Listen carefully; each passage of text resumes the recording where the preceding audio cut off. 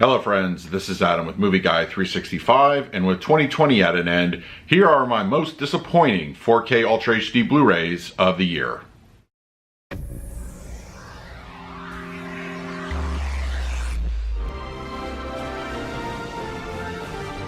If you're new to the channel, please hit the like button, subscribe, hit that bell notification. You can also find me over Twitter, Instagram, and Letterboxd at Movie Guy 365. Okay, 2020 is nearly in the books, so I thought I would give you my most disappointing 4K Blu-rays of this year. Now, I have a top 10, which I feel are the best of the year. I'll go ahead and link that video in the description as well as the comments section. But this is going to be my list of titles that I feel are a little bit underwhelming or flat out disappointing. There aren't too many. Honestly, I didn't feel there was enough to warrant an entire top 10 list, so there's about 5 with a couple honorable mentions I'm going to throw in there to round things out. But once again, this is going to be my personal list for a year of reviewing these movies. These are the ones I feel are a little bit disappointing. So go ahead and let me know in the comment section below which 4Ks you also feel were a bit underwhelming in 2020. So let's not waste any time, let's dive right in. For my number 5 pick, I'm giving that to The Goonies.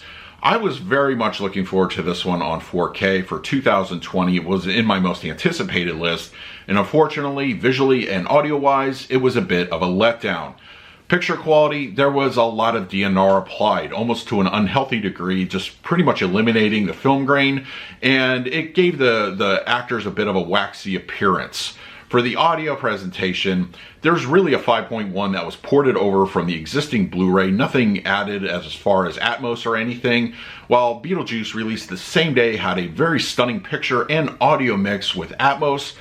Goonies was kind of just left holding the bag. I really was disappointed by this release. I wanted so much more for the movie, it deserved much more, and unfortunately it makes my number 5. My number 4, I'm giving that to The Tax Collector from director David Ayer. Now, the movie itself is only available on 4K as of this recording at your Best Buy stores, but honestly, it's not really a huge upgrade over the Blu-ray.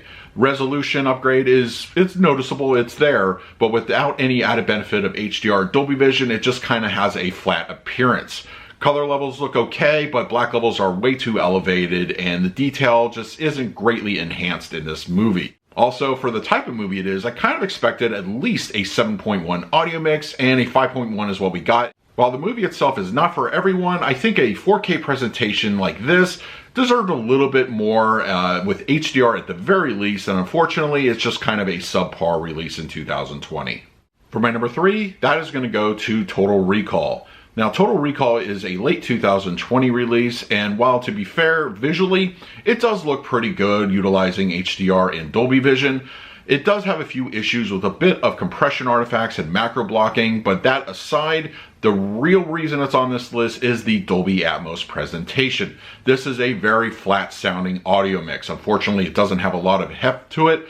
The bass is almost non-existent here. It's really underwhelming. Even for a movie made in the early 90s or late 80s, this still could have been done so much better. There have been older films and other studios that have really amped up the Dolby Atmos mixes, and unfortunately, Total Recall is just very disappointing in that area. For that reason, it's my number 3.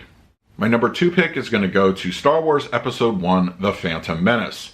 Now, with all the Star Wars films being released on 4K in 2020, unfortunately, The Phantom Menace just falls short of quality.